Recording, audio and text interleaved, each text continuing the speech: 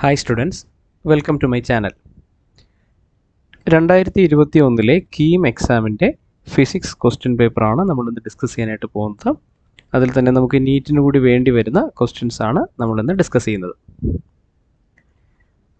ഒന്നാമത്തെ ക്വസ്റ്റ്യൻ ഇങ്ങനെയാണ്: a transistor amplifier along with a tank circuit with positive feedback will act as.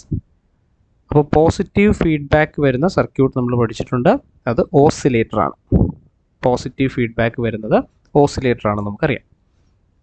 അടുത്ത question ഇങ്ങനെയാണ്: according to equation of continuity when a liquid flows through a tube of variable cross section A with variable velocity V the quantity that remains constant is. അപ്പോൾ നമുക്കറിയാം ഇവിടെ ചോദിച്ചിരിക്കുന്നത് equation of കണ്ടിന്യൂറ്റിയുടേതാണ്. Equation of continuity പറയുന്നത് law of conservation of മാസിനെ കുറിച്ച് പറയുന്നു. A1 V1 is equal to A2 V2 ആണ് നമുക്കറിയാം. അങ്ങനെയെങ്കിൽ AV ഈസ് എ കോൺസ്റ്റൻ്റ് ആണല്ലേ. അപ്പോൾ ഇവിടുത്തെ ശരിയായിട്ടുള്ള ഓപ്ഷൻ എന്ന് പറയുന്നത് AV remains constant. Next question ഇങ്ങനെയാണ്: radius of gyration of a solid cylinder of radius R and length L about its long axis of symmetry is. അപ്പോൾ ഇവിടെ പറഞ്ഞിരിക്കുന്നത് സോളിഡ് സിലിണ്ടറിനെ കുറിച്ചാണ്. സോളിഡ് സിലിണ്ടറിൻ്റെ മൊമെൻറ്റ് ഓഫ് ഇനേർഷ്യ, സ്റ്റാൻഡേർഡ് ആക്സിസിന് about ആയിട്ടുള്ള moment of inertia നമുക്കറിയാം. സോളിഡ് സിലിണ്ടർ ആകുമ്പോൾ അത് നമ്മുടെ ഡിസ്കിനെ പോലെ തന്നെയാണ്. അപ്പോൾ mr²/2 ആണ്. ഇനി മൊമെൻറ്റ് ഓഫ് ഇനേർഷ്യയുടെ സ്റ്റാൻഡേർഡ് ഇക്വേഷൻ mk² ആണല്ലേ. അപ്പോൾ mr²/2നെ നമുക്ക് mk² ഇക്വേറ്റ് ചെയ്താൽ നമുക്ക് k² r²/2 എന്ന് കിട്ടും. അപ്പോൾ radius of gyration k r/√2 എന്ന് കിട്ടും. അപ്പോൾ ഇവിടെ ശരിയായിട്ടുള്ള ഓപ്ഷൻ ബി ആണ്, r/√2. അടുത്ത ചോദ്യം: the X and Y coordinates of 3 mass particles m, 2m, 3m are respectively 0, 0, 1, 0, -2, 0. The x coordinate of the center of mass of the system is. അപ്പോൾ നമുക്ക് 3 മാസ് പാർട്ടിക്കിൾസ് തന്നിരിക്കുന്നു, m, 2m and 3m. വേണ്ടത് X coordinate ആണ്. X coordinate കണ്ടുപിടിക്കാൻ equation xcm is equal to m1x1 plus m2x2 plus m3x3 divided by total mass m1 plus m2 plus m3. ഇവിടുത്തെ മാസുകൾ നമ്മൾ നോക്കിയാൽ m into 0 0, 2m into 1 2m plus 3m into -2, that is -6m divided by total mass, that is m plus 2m plus 3m, 6m, that is equal to 2m minus 6m, that is -4m divided by 6m, that is -2 divided by 3. അപ്പോൾ ഇവിടെ option D ആണ്, -2/3. Next, a solid metal ring and a disc of same radius and mass are rotating about their diameters with same angular frequency. The ratio of their respective rotational kinetic energy value. അപ്പോൾ നമുക്കറിയാവുന്ന കാര്യം kinetic എനർജിയുടെ equation ½ I⍵² ആണ്. രണ്ടുപേരുടെയും angular frequency same ആയതിനാൽ അവരുടെ moment of ഇനേർഷ്യയ്ക്ക് proportional ആയിരിക്കും kinetic energy. അപ്പോൾ kinetic energy of ring and disk, moment of inertia അവരുടെ ഡയമീറ്ററിലൂടെയാണ് ആക്സിസ് പാസ് ചെയ്യുന്നത്. അപ്പോൾ റിങ്ങിൻ്റെ മൊമെൻറ്റ് ഓഫ് ഇനേർഷ്യ mr²/2ഉം ഡിസ്കിൻ്റേത് mr²/4 ആണ്. അപ്പോൾ നമുക്ക് എന്താ വരിക? mr²/2ഉം അതുപോലെ 4/mr². അപ്പോൾ ആൻസർ വരുന്നത് 2:1 എന്ന് കിട്ടും. അടുത്ത ചോദ്യം: when a body is strained, energy stored per unit volume is. Energy stored per unit volume നമുക്ക് ഇക്വേഷൻ അറിയാം. Energy stored per unit volume എന്ന് പറഞ്ഞാൽ അത് എനർജി ഡെൻസിറ്റിയാണ്. എനർജി ഡെൻസിറ്റിയുടെ ഇക്വേഷൻ നമ്മൾ പഠിച്ചിരിക്കുന്നത് ഇങ്ങനെ: ½ × സ്ട്രെസ് ഇൻറ്റു സ്ട്രെയിൻ. അപ്പോൾ ഇവിടെ ഗിവൺ ഓപ്ഷനിൽ ഇങ്ങനെയല്ല കാണുന്നത്. ഇവിടെ നമുക്ക് ഗിവൺ ഓപ്ഷനിൽ സ്ട്രെയിനും സ്ട്രെസ്സും ഒക്കെ ഉണ്ട്. അപ്പോൾ ഇവിടെ നമുക്ക് ഇക്വേഷനിൽ സ്ട്രെയിനിനെ ഒഴിവാക്കണമെങ്കിൽ സ്ട്രെയിൻ ഈസ് ഈക്വൽ ടു നമുക്ക് സ്ട്രെസ് ബൈ യങ്സ് മോഡുലസ് എന്ന് എഴുതാം. അപ്പോൾ അതിവിടെ സബ്സ്റ്റിറ്റ്യൂട്ട് ചെയ്യുകയാണെങ്കിൽ ഇക്വേഷൻ ഇങ്ങനെ വരും, half into stress square divided by Young's modulus എന്ന് വരും. അപ്പോൾ ഓപ്ഷൻ സി സിമിലർ ഓപ്ഷനാണ് ഇവിടെ കൊടുത്തിരിക്കുന്നത്, സ്ട്രെസ് സ്ക്വയർ ബൈ 2y എന്ന് പറയുന്നത്. Okay, next the true statement is, Young's മോഡുലസുമായി ബന്ധപ്പെട്ടൊരു സ്റ്റേറ്റ്മെൻ്റ് ഉണ്ട്. Young's modulus of a wire depends on its length. The unit of Young's modulus is newton per metre. തെറ്റാണ്. Dimensional formula of stress is same as that of force. തെറ്റാണ്. Unit of strain is kilogram per metre square. തെറ്റാണ്. So compressibility is the reciprocal of bulk modulus. ഇതാണ് ശരിയായ option. അടുത്ത ചോദ്യം, the ratio of total energy E of the electron to its kinetic energy. അപ്പോൾ നമ്മൾ പഠിച്ചിട്ടുണ്ട് revolving ഇലക്ട്രോണിൻ്റെ കേസിലും അതുപോലെ തന്നെ സാറ്റലൈറ്റിൻ്റെ കേസിലും ടോട്ടൽ എനർജിയും കൈനറ്റിക് എനർജിയും തമ്മിലൊരു റിലേഷൻ ഉണ്ടല്ലോ. ടോട്ടൽ എനർജിക്ക് ഒരു മൈനസ് ഇട്ട് കൊടുത്താൽ അത് കൈനറ്റിക് എനർജിയായി. ഇവിടെ ടോട്ടൽ എനർജി ഇ ആണ്, അങ്ങനെയെങ്കിൽ കൈനറ്റിക് എനർജി -1 ആയിരിക്കും അല്ലേ. Electron to its kinetic energy K in hydrogen atom is. Okay, കാരണം ടോട്ടൽ എനർജിയും കൈനറ്റിക് എനർജിയും ഇങ്ങനെയാണ് റിലേറ്റ് ചെയ്യുന്നത് ഇവിടെ.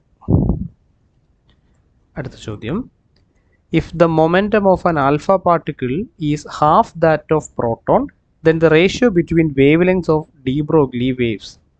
അപ്പോൾ ഡി ബ്രോഗ്ലി വേവിനെ കുറിച്ചാണ് പറയുന്നത്. De Broglie wavelength lambda is equal to h/p ആണ്. അപ്പോൾ ഇവിടെ പറഞ്ഞിരിക്കുന്നു if the momentum of an alpha particle is half that of proton അല്ലേ. നമുക്ക് വേണ്ടത് ഡി ബ്രോഗ്ലി വേവ് ലെങ്തിൻ്റെ റേഷ്യോ ആണ്. ആരുടെയൊക്കെ റേഷ്യോ ആണ്? Alpha particle, momentum of an alpha particle is half that of the proton അല്ലേ.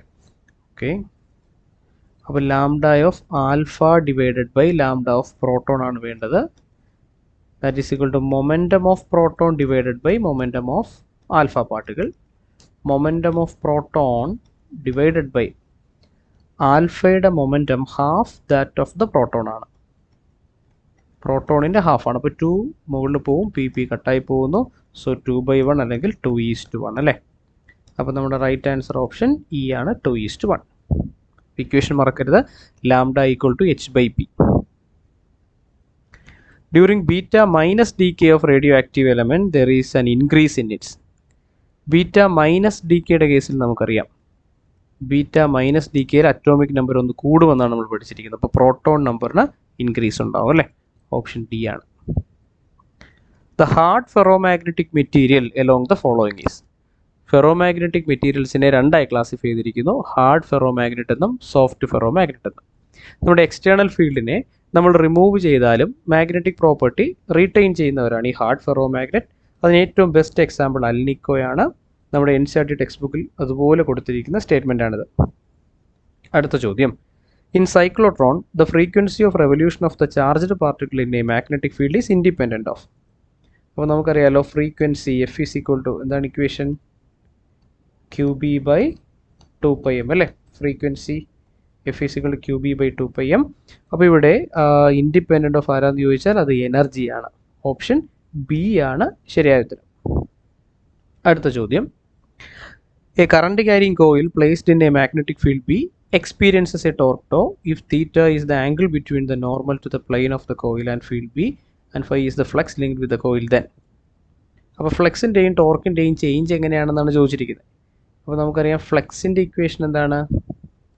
ഫ്ലെക്സ് NAB cos തീറ്റയാണ്. Torque ആണെങ്കിൽ അതെന്താവും? MB സൈൻ തീറ്റയുമാണ് അല്ലേ. അപ്പോൾ ഒരാൾ സൈൻ ഫംഗ്ഷനും ഒന്ന് കോസ് ഫംഗ്ഷനുമാണ്. അപ്പോൾ ടോർക്ക് 0 ഡിഗ്രിയിൽ 0 ആവും, അതുപോലെ 0 ഡിഗ്രിയിൽ ഫ്ലെക്സ് മാക്സിമം ആവുകയും ചെയ്യും. അപ്പോൾ റൈറ്റ് ആൻസർ എന്ന് പറയുന്നത് ഓപ്ഷൻ ഇ ആണ്. Next, a conductor of length 20 cm carrying a current of 5 ampere is placed at an angle of 30 degree to the external magnetic field of 0.5 tesla. The force acting on it is. Force ആണ് കണ്ടുപിടിക്കേണ്ടത്. ഫോഴ്സിൻ്റെ equation നമുക്കറിയാം, force F is equal to will sin theta. അപ്പോൾ force നമുക്ക് കണ്ടുപിടിക്കാം. Magnetic field അവർ പറഞ്ഞിരിക്കുന്നു 0.5 ടെസ്ലയാണ്, കറണ്ട് 5 ആംപിയർ ആണ്, ലെങ്ത് 20 സെൻറ്റിമീറ്റർ അഥവാ 0.2 മീറ്റർ ആണ്, ഇൻറ്റു സൈൻ 30 1/2 ആണ്. അപ്പോൾ എന്ത് വരും? 1/2 1/2 1/4 വരും. അപ്പോൾ ഇത് 1/4 വരും. 1/4 എന്ന് പറയുമ്പോൾ 0.25 അല്ലേ? So right answer option C ആണ്. Next, a carbon resistor is marked with the rings colored blue, black, red and silver. അപ്പോൾ നമുക്ക് BB റോയുടെ കോഡൊക്കെ അറിയാം. ഇതെല്ലാ വർഷവും സ്ഥിരമായിട്ട് ചോദിക്കുന്ന ഒരു ടോപ്പിക്കാണ് ഈ കളർ കോഡ് റെസിസ്റ്റർ. അപ്പോൾ ഇവിടെ തന്നിരിക്കുന്ന കളറുകൾ ബ്ലൂ, അത് കഴിഞ്ഞ് ബ്ലാക്ക്, മൂന്നാമത്തേത് റെഡ്, ലാസ്റ്റ് സിൽവർ. അപ്പോൾ ഈ സിൽവർ കാണുമ്പോൾ തന്നെ നമുക്കറിയാം സിൽവർ എന്ന് പറഞ്ഞാൽ അത് 10% ടോളറൻസ് ആണ്. ഇനി റെഡ് ആണേലോ, റെഡിന് കറസ്പോണ്ടിങ് നമ്പർ 2 ആണ്, ബ്ലാക്ക് 0 ആണ്, ബ്ലൂ 6 ആണ്. അപ്പോൾ ഇതിനെ നമ്മൾ എങ്ങനെയാണ് വാല്യൂ ആക്കി മാറ്റുക? ഫസ്റ്റ് 2 ഡിജിറ്റുകൾ മൂന്നാമത്തെ ആളിന് 10ൻ്റെ പവറായിട്ട് എഴുതുന്നു, പിന്നെ plus or minus tolerance value അല്ലേ? അപ്പോൾ നമ്മുടെ റൈറ്റ് ഓപ്ഷൻ ഏതാ? റൈറ്റ് ഓപ്ഷൻ എ ആണല്ലേ? ഓക്കെ. അപ്പോൾ കളർ കോഡ് എല്ലാ എക്സാമിനും ചോദിക്കുന്നൊരു ഷുവർ ക്വസ്റ്റ്യൻ ആണിപ്പോൾ. അടുത്തതാ, if one cell is connected wrongly in a series combination of 4 cells, each of EMF 1.5 volt and internal resistance of 0.5 ohm, then the equivalent internal resistance of the combination. അപ്പോൾ നമുക്കറിയാവുന്ന ഒരു കാര്യമുണ്ട്, സെല്ലുകളെ നമ്മൾ series ആയിട്ട് ഒരു കോമ്പിനേഷനിൽ കണക്ട് ചെയ്യുമ്പോൾ ഇപ്പോൾ ഒരു സെല്ല് അല്ലെങ്കിൽ ഒന്നിലധികം സെല്ലുകൾ തലതിരിഞ്ഞു പോയാൽ അവരുടെ നെറ്റ് EMFൽ വ്യത്യാസം ഉണ്ടാവും. പക്ഷേ ഇൻറ്റേർണൽ റെസിസ്റ്റൻസിന് ഈ ടെർമിനൽ അല്ലെങ്കിൽ പൊളാരിറ്റി ഒരു പ്രശ്നമല്ല. അപ്പോൾ 4 പേരുടെയും ഇൻറ്റേർണൽ റെസിസ്റ്റൻസുകൾക്ക് ഒരു മാറ്റവും ഇല്ല, EMF മാത്രമേ ചേഞ്ച് ചെയ്യൂ. അപ്പോൾ ഒരാളുടെ റെസിസ്റ്റൻസ് 0.5 ആണെങ്കിൽ ടോട്ടൽ റെസിസ്റ്റൻസ് എന്ന് പറയുന്നത് 4 × 0.5 ആയിരിക്കും അല്ലേ? അതായത് 2 ohm. അപ്പോൾ റൈറ്റ് ആൻസർ ഏതാ? റൈറ്റ് ആൻസർ ഓപ്ഷൻ ഡി ആണ്. അടുത്ത ചോദ്യം, a Wheatstone network is balanced with respective 5 ohm 10 ohm 20 ohm and 40 ohm in the PQR and SM. അപ്പോൾ നമുക്കൊരു വീറ്റ്സ്റ്റോൺ ബ്രിഡ്ജ് ഉണ്ട്. ആ വീറ്റ്സ്റ്റോൺ ബ്രിഡ്ജിലെ PQRS എന്ന ആമുകളിൽ കണക്ട് ചെയ്തിരിക്കുന്ന റെസിസ്റ്റൻസുകൾ കൊടുത്തിരിക്കുന്നു. നമുക്കറിയാം P/Q = R/S ആയിരിക്കും അല്ലേ? അപ്പോൾ ഇവിടെ കൊടുത്തിരിക്കുന്ന വാല്യൂസ് ഇങ്ങനെയാണ്: 5, 10, അടുത്തത് 20, ഇത് 40. ഇതൊരു ബാലൻസ്ഡ് ബ്രിഡ്ജാണെന്ന് നമുക്ക് കാണുമ്പോൾ തന്നെ അറിയാം. അങ്ങനെയെങ്കിൽ ഒരു if a 40 ohm resistor is connected across S arm, S എന്ന് പറയുന്ന ആമിൽ നമ്മളൊരു 40 ohm കൂടി കണക്ട് ചെയ്യുകയാണ്. അപ്പോൾ 40 ohm കൂടി കണക്ട് ചെയ്യുകയാണെങ്കിൽ നമുക്ക് ഈ ബ്രിഡ്ജ് ബാലൻസ്ഡ് ആക്കാൻ എന്ത് ചെയ്യണം എന്നാണ് ചോദിച്ചിരിക്കുന്നത്. ഓക്കെ. അപ്പോൾ നമുക്കറിയാം ഇവിടെ നമ്മളൊരു 40 ohmനെ കൂടി കണക്ട് ചെയ്യുമ്പോൾ ഈ 40 ചേർന്നത് 20 ആയിട്ട് മാറും. ഓക്കെ. അപ്പോൾ ഇവിടുത്തെ റേഷ്യോ R/S 1 ആകും. അതുപോലെ ഇവിടെയും നമുക്ക് സെയിം ആക്കണമെങ്കിൽ റേഷ്യോ സെയിം ആക്കണമെങ്കിൽ ഇപ്പോൾ ഇവിടെ ഒരു 10 ohm പാരലായിട്ട് വരേണ്ടി വരും. അപ്പോൾ 10 ohm ക്യൂവിൽ വരേണ്ടി വരും അല്ലേ? ഓപ്ഷൻ ഇ ആണ്. സിമ്പിളാണ് വീറ്റ്സ്റ്റോൺ ബ്രിഡ്ജിൻ്റെ principle. The magnitude of drift velocity per unit electric field. നമ്മൾ പഠിച്ചിട്ടുണ്ട് magnitude of drift velocity per electric ഫീൽഡിനെ വിളിക്കുന്ന പേരെന്താ? മൊബിലിറ്റി എന്നാണ് വിളിക്കുക. ഇതൊക്കെ ഡയറക്റ്റ് ക്വസ്റ്റ്യൻസ് നമ്മൾ പഠിച്ചിട്ടുള്ളതാണ്. The ratio of kinetic energy values of 4 gram of hydrogen to 7 gram of nitrogen at room temperature. അപ്പോൾ നമുക്കറിയാവുന്ന കൈനറ്റിക് എനർജിയുടെ ഇക്വേഷൻ എന്താ? കൈനറ്റിക് എനർജി നമുക്ക് 3/2 RT, ഒരു മോളിന് 3/2 RT ആണ്. ഓക്കെ. അല്ലെങ്കിൽ നമുക്ക് F/2 RT എന്ന് പറയാം. അപ്പോൾ ഇവിടെ നോക്കുമ്പോൾ ടെമ്പറേച്ചർ ഒക്കെ സെയിം ആണ്. അപ്പോൾ നമുക്കിനി നമ്പർ ഓഫ് മോൾസിന് പ്രൊപ്പോർഷണൽ ആയിരിക്കും കൈനറ്റിക് എനർജി. അങ്ങനെയെങ്കിൽ kinetic energy of hydrogen to kinetic energy of nitrogen. അപ്പോൾ ഇവരുടെ നമ്പർ ഓഫ് മോൾസ് നോക്കിയാൽ മതി. 4 gram ഓഫ് ഹൈഡ്രജൻ എത്ര മോൾസ് ഉണ്ടാവും? ഗിവൺ മാസ് ഡിവൈഡഡ് ബൈ ഇതിൻ്റെ മോളിക്കുലാർ മാസ്. അതുപോലെ തന്നെ nitrogen 7 gram divide by N2, അപ്പോൾ 14 × 28 അല്ലേ? ഓക്കെ. സോ അത് 4/2 × 28/7 വരും. അപ്പോൾ എന്ത് വരും 8:1 എന്ന് പറഞ്ഞു അല്ലേ. 8:1 എന്നൊരു ഓപ്ഷൻ ഇല്ല, ആൻസർ 8:1 എന്നാണ് വരേണ്ടത്.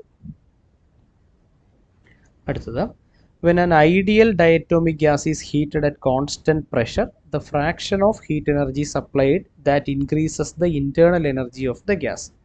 ഇത് നമ്മൾ റിപ്പീറ്റേഴ്സ് ഒക്കെ ഇത് നമ്മൾ ഡയറക്റ്റ് തന്നെ പഠിച്ചിട്ടുണ്ട്. കോൺസ്റ്റൻറ്റ് പ്രഷർ എന്ന് പറയുമ്പോൾ തന്നെ അത് എന്ത് പ്രോസസ്സാണ്? ഐസോബാറിക് പ്രോസസ്സാണ് അല്ലേ. ഐസോബാറിക് പ്രോസസ്സിൽ ഫ്രാക്ഷൻ നമ്മൾ എങ്ങനെയാണ് പഠിച്ചിരിക്കുന്നത്? Fraction of heat energy supplied that increases the internal energy, delta U by delta Q എന്ന് പറയുന്നത് നമ്മൾ എന്താ പഠിച്ചിരിക്കുന്നത്? Delta U by delta Q എന്ന് പറയുന്നത് 1/ഗാമയാണ്, ഡയറക്റ്റ് നമ്മൾ പഠിച്ചിട്ടുണ്ട്. അതുപോലെ തന്നെ delta W by delta Q ആണെങ്കിലോ അത് 1 - 1/ഗാമയാണെന്നും നമ്മൾ ഡയറക്റ്റ് പഠിച്ചിട്ടുണ്ട്. അതെങ്ങനെ വന്നു എന്ന് ചോദിച്ചാൽ delta U is equal to നമ്മൾ പഠിച്ചിരിക്കുന്ന equation N C V delta ടിയും അതുപോലെ ഡെൽറ്റ ക്യൂ എന്ന് പറയുന്നത് N C P delta T. അപ്പോൾ ഡിവൈഡ് ചെയ്യുമ്പോൾ C V by C P അത് റെസിപ്രോക്കൽ ഓഫ് ഗാമയാണ്. ഓക്കെ, ഇവിടെ നമുക്ക് പറഞ്ഞിരിക്കുന്നു ഡയറ്റോമിക് ഗ്യാസ്. ഈ ഗാമ ആരാണ്? Gamma is equal to 1 + 2/f അല്ലേ ഡിഗ്രീസ് ഓഫ് ഫ്രീഡത്തിൻ്റെ ടേംസിൽ. അപ്പോൾ ഡയറ്റോമിക് ആകുമ്പോൾ ഇത് 1 + 2/3 വരും അല്ലേ. സോറി 3 അല്ലല്ലോ 5 അല്ലേ ഡയറ്റോമിക് ആകുമ്പോൾ. അപ്പോൾ 5 + 2 അത് 7/5 എന്ന് വരും. അപ്പോൾ ഗാമ 7/5 ആണെങ്കിൽ ഇവിടെ നമുക്ക് വരുന്നത് 1/ഗാമ അത് 5/7 ആയിരിക്കും.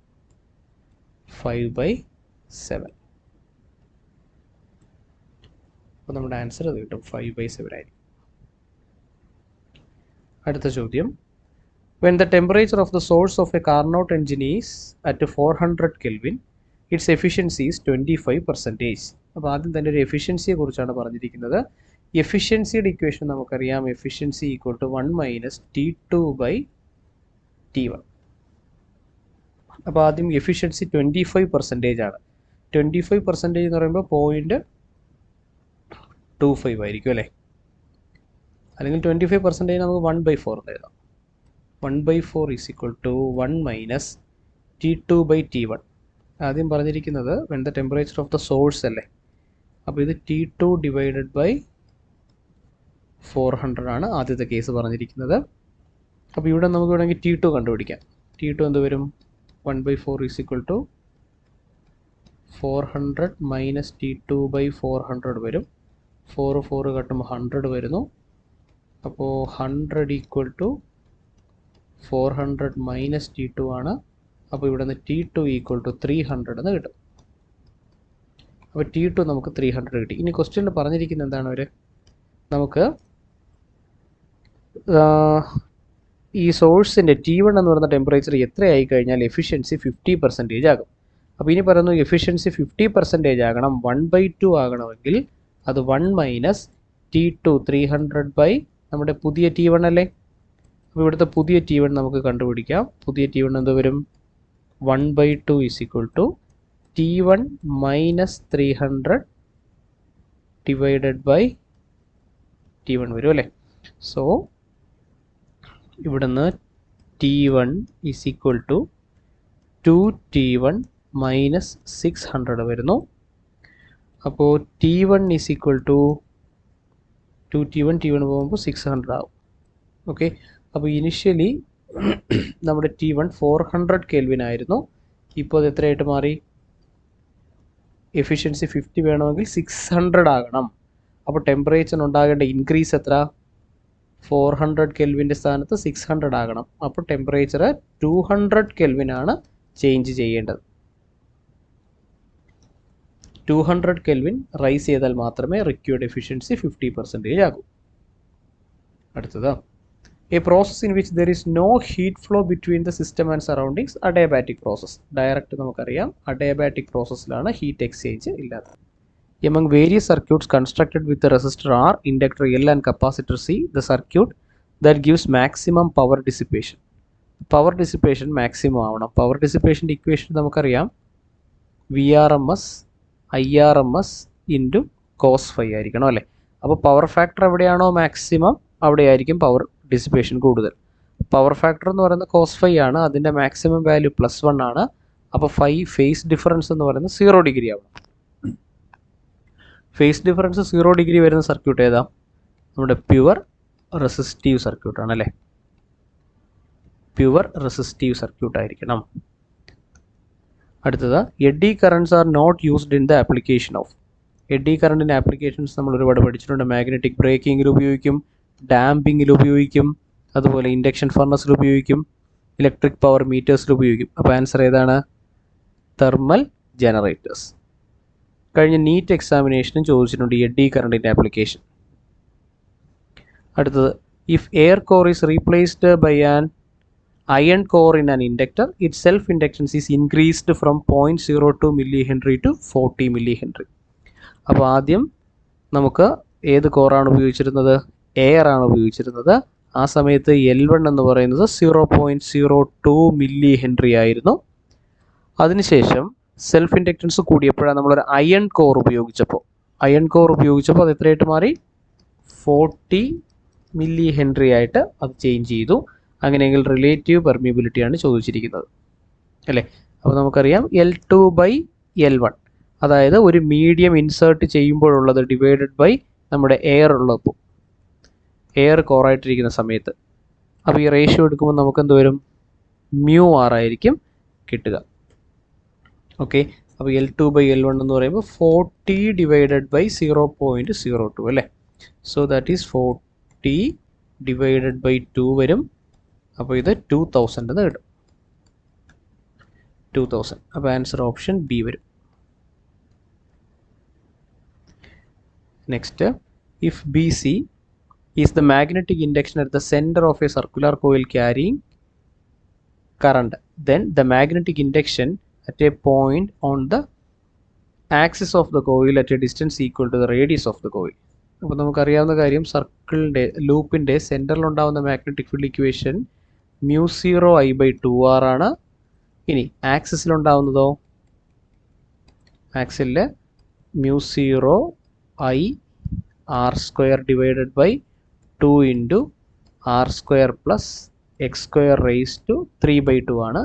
അപ്പോൾ ഇവിടെ അവർ പറഞ്ഞിരിക്കുന്നു ഈ x എന്ന് പറയുന്നത് r ആണ്. അപ്പോൾ ഈ ഇക്വേഷനിൽ എക്സിൻ്റെ സ്ഥാനത്ത് r ഇട്ട് കൊടുക്കുക.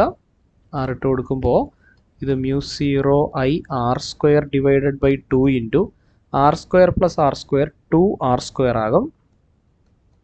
അപ്പോൾ ഇത് 2r² the whole raise to 3/2 വരും. അപ്പോൾ അവിടെ ഈ വാല്യൂ നമ്മൾ μ0I/r കൂടി കമ്പൈൻ ചെയ്യുമ്പോൾ നമുക്ക് ആൻസർ ഓപ്ഷൻ എ ആയിട്ട് കിട്ടണം. ഓക്കെ, ഈ രണ്ട് ഇക്വേഷനും നമ്മൾ ഡെറിവേഷൻ ഉൾപ്പെടെ ഇത് ചെയ്ത് പഠിച്ചിട്ടുള്ളതാണ്. Next, when two identical spheres each of radius r are kept in contact with each other, then the force of attraction between the two spheres is proportional to. അപ്പോൾ രണ്ട് സ്ഫിയറുകളെ കോണ്ടാക്റ്റിൽ വെച്ചിരിക്കുന്നു.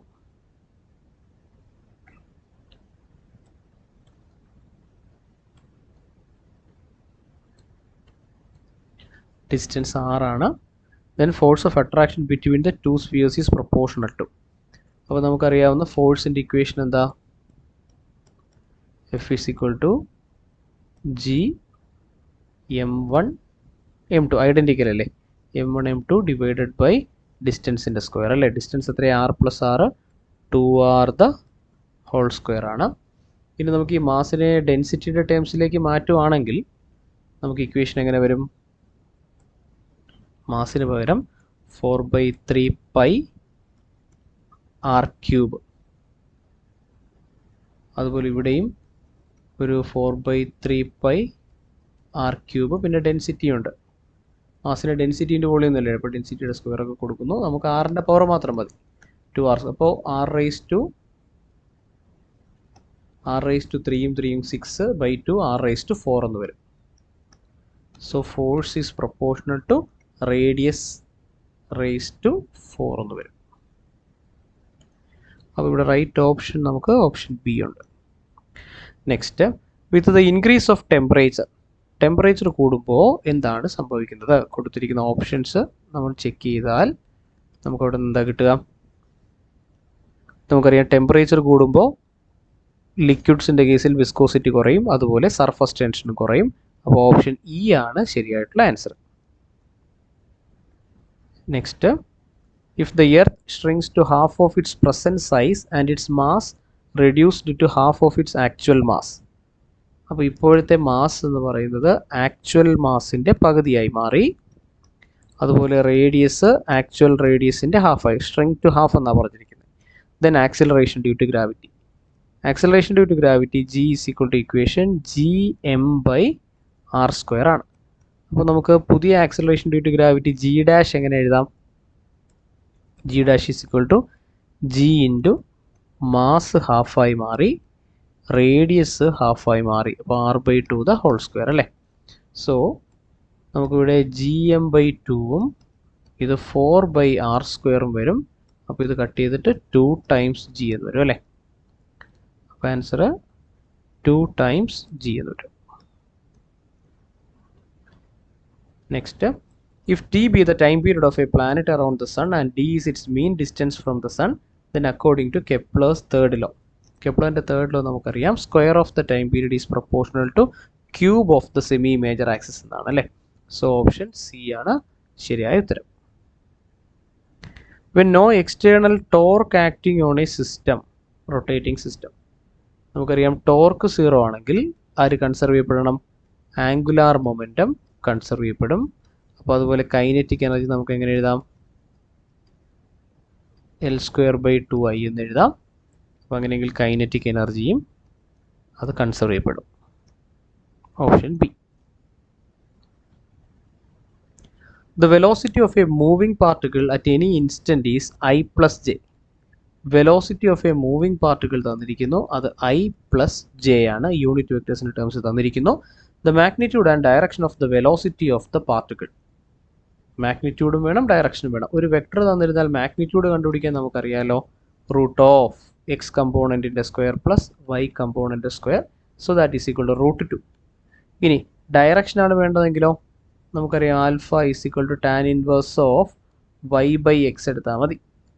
y/x എടുക്കുമ്പോൾ ഇവിടെ രണ്ടും ഈക്വൽ ആണ്, 1 ആണ്. So alpha is equal to 45 degree എന്ന് വരും അല്ലേ. So right answer is option C. ഇവിടെ ഓപ്ഷൻ സി ആണ് ശരിയായ ഉത്തരം. Next, a physical quantity A on multiplication with velocity results in another quantity B. അപ്പോൾ A എന്ന് പറയുന്ന ക്വാണ്ടിറ്റിയെ വെലോസിറ്റി കൊണ്ട് മൾട്ടിപ്ലൈ ചെയ്തപ്പോൾ പുതിയൊരു ക്വാണ്ടിറ്റി B കിട്ടി. If the quantity B is energy then the quantity of A is. അങ്ങനെയെങ്കിൽ A എന്ന quantity ഏതാണെന്നാണ് ചോദ്യം. അപ്പോൾ A ഇൻറ്റു വെലോസിറ്റി എന്ന് പറയുന്നത് എനർജിയാണ്. അങ്ങനെയെങ്കിൽ എ എന്ന് പറയുന്ന ക്വാണ്ടിറ്റി ഏതാണ്? ഡയമെൻഷണൽ അനാലിസിസ് വെച്ച് നമുക്ക് ചെയ്യാവുന്നതേ ഉള്ളൂ. അപ്പോൾ ഇവിടുന്ന് എ ഈസ് ഈക്വൽ ടു എന്താ വരിക? Energy by velocity. അപ്പോൾ ഇവരുടെ ഡയമെൻഷൻ കൊടുക്കുക. എനർജി mL²t⁻², അതുപോലെ വെലോസിറ്റി ആകുമ്പോൾ LT⁻⁻1. അപ്പോൾ L കട്ടായി mL_t⁻1. മാസിൻ്റെ വെലോസിറ്റി എന്നാണ് ഇത് വരിക. ഇത് മൊമെൻറ്റമാണ്. Right option B. Next, if the percentage errors in the measurement of mass, length and time are 1%, 2% and 3% respectively, then the maximum permissible error in the measurement of the acceleration. അത് നമുക്കറിയാം. Acceleration equation dimension acceleration A is equal to എന്താണ്? Dimension LT⁻² അല്ലേ. അപ്പോൾ ഇവിടെ percentage change എടുത്താൽ ലെങ്തിൻ്റെ change എത്രയാണ്? 2%. 1 × 2% plus ടൈമിൻ്റേത് 2 × എത്രയാണ് കൊടുത്തിരിക്കുന്നത്? 3%. അപ്പോൾ 3 × 2 6 പ്ലസ് 2 8% ആയിരിക്കും. അപ്പോൾ റൈറ്റ് ആൻസർ 8% ആണ്. Next, the radius of a circular plate is 1.05 metre. Its area up to correct significant figure. അപ്പോൾ നമുക്ക് തന്നിരിക്കുന്ന റേഡിയസ് ആണ്. ഏരിയയുടെ ഇക്വേഷൻ നമുക്കറിയാം, അത് πr² ആണ്. പൈ ഒരു കോൺസ്റ്റൻ്റ് 3.14. പിന്നെ നമുക്ക് വേണ്ടത് റേഡിയസിൻ്റെ സ്ക്വയർ 1.05 × 1.05. അപ്പോൾ നമുക്കറിയാം മൾട്ടിപ്ലിക്കേഷനിലെ സിഗ്നിഫിക്കൻറ്റ് ഫിഗറിൻ്റെ റൂള് പറയുന്നത് മൾട്ടിപ്ലൈ ചെയ്യുന്ന ടേംസിലെ minimum number of significant figure എത്രയാണോ അത്രയും തന്നെ ആൻസറിൽ ഉണ്ടാവാൻ പാടുള്ളൂ. അപ്പോൾ ഇവിടുത്തെ ക്വാണ്ടിറ്റിയിൽ 3 സിഗ്നിഫിക്കൻറ്റ് ഫിഗർ ഉണ്ട്, അതുകൊണ്ട് ആൻസറിലും അത്ര മാത്രമേ ഉണ്ടാവാൻ പാടുള്ളൂ. അപ്പോൾ ഇത് നമ്മൾ മൾട്ടിപ്ലൈ ചെയ്യുമ്പോൾ കിട്ടുന്ന ആൻസർ ഇങ്ങനെയാണ്, 3.46185 ഇങ്ങനെ പോവും. അപ്പോൾ നമുക്ക് 3 സിഗ്നിഫിക്കൻറ്റ് ഫിഗർ നിർത്തിയാൽ മതി. അപ്പോൾ നമുക്ക് ഇവിടെ നിന്ന് ഒഴിവാക്കേണ്ടത് ഈ 185നെയാണ്. 1 ലെസ് ദാൻ 5 ആയതുകൊണ്ട് ആൻസർ 3.46 എന്നാണ് റൗണ്ട് ഓഫ് ചെയ്യേണ്ടത്. പക്ഷേ ഇവിടെ ഗിവൺ ഓപ്ഷനിൽ കൊടുത്തിരിക്കുന്നത് 3.47 ആണ്. Okay, next, if the mass number of two nuclei are in the ratio 3:2, then the ratio of their nuclear density. നമുക്കറിയാം ന്യൂക്ലിയർ ഡെൻസിറ്റി എന്ന് പറയുന്നത് മാസ് നമ്പറുമായിട്ട് ഒരു ബന്ധമുള്ള ആളല്ല, അതെല്ലാവർക്കും കോൺസ്റ്റൻ്റ് ആണ്. അപ്പോൾ റേഷ്യോ 1:1 ആയിരിക്കും. അടുത്തത്, in P type semiconductors, P type സെമി കണ്ടക്ടറിൻ്റെ പ്രത്യേകത എന്താണെന്നാണ് ചോദിച്ചിരിക്കുന്നത്. നമുക്കറിയാം പി ടൈപ്പ് കിട്ടണമെങ്കിൽ, അല്ലെങ്കിൽ പി ടൈപ്പിലെ മെജോറിറ്റി ഹോളുകളാണ്. പി ടൈപ്പ് കിട്ടുന്നത് എപ്പോഴാണ്? 13ാം ഗ്രൂപ്പ് അല്ലെ, 13th ഗ്രൂപ്പ് എലമെൻറ്റ് കൊണ്ട് ഡോപ്പ് ചെയ്യുമ്പോഴാണ്. അപ്പോൾ അതിനെ സംബന്ധിക്കുന്ന റൈറ്റ് ഓപ്ഷൻ ഏതാണെന്ന് കണ്ടുപിടിക്കണം. അത് ഓപ്ഷൻ ഇ ആണ്. അടുത്ത ചോദ്യം, in a common base mode of transistor the current through the emitter is 6 milliampere. അപ്പോൾ എമിറ്റർ കറണ്ട് നമുക്ക് തന്നിരിക്കുന്നു, അത് 6 മില്ലി ആംപിയർ ആണ്. If the current gain of the transistor is 0.95, common base ആണ്, so alpha is equal to 0.95 ആണ്. Then base current കണ്ടുപിടിക്കണം. നമുക്കറിയാം alpha is equal to output current, collector current divided by emitter current ആണ്. So ഇവിടെ നിന്ന് collector current നമുക്ക് കണ്ടുപിടിക്കാം. Collector current equal to alpha times emitter current, that is equal to 0.95 into 6. അപ്പോൾ നമുക്ക് കിട്ടുന്നത് 5.7 മില്ലി ആംപിയർ എന്ന് കിട്ടും. അപ്പോൾ കളക്ടർ കറണ്ട് അറിയാം, എമിറ്റർ കറണ്ട് അറിയാം. അങ്ങനെയെങ്കിൽ ബേസ് കറണ്ട് കണ്ടുപിടിക്കാൻ നമുക്കറിയാലോ, ടോട്ടൽ കറണ്ട് എമിറ്റർ കറണ്ട് ആണ്, അതിൽ നിന്ന് കളക്ടർ കറണ്ട് കുറയ്ക്കണം. So that is 6 minus 5.7. അപ്പോൾ നമുക്ക് കിട്ടുന്ന ആൻസർ 0.3 മില്ലി ആംപിയർ എന്ന് കിട്ടും. So right answer option B ആണ്, 0.3 മില്ലി ആംപിയർ. അടുത്തത്, the compound semiconductor used for making LED. നമ്മുടെ NCERT ടെക്സ്റ്റ് ബുക്കിൽ കൊടുത്തിരിക്കുന്ന ഒരു പേരുണ്ടല്ലോ, ഗാലിയം ആഴ്സനൈഡ് ഫോസ്ഫൈഡ്. LED ഉണ്ടാക്കാനായിട്ട് ഉപയോഗിക്കും. നമ്മുടെ ബോർഡ് എക്സാമിനൊക്കെ ചോദിച്ചിട്ടുള്ള ക്വസ്റ്റ്യൻ ആണ്. നെക്സ്റ്റ് ചോദിക്കുന്നു, which one of the following statement is incorrect.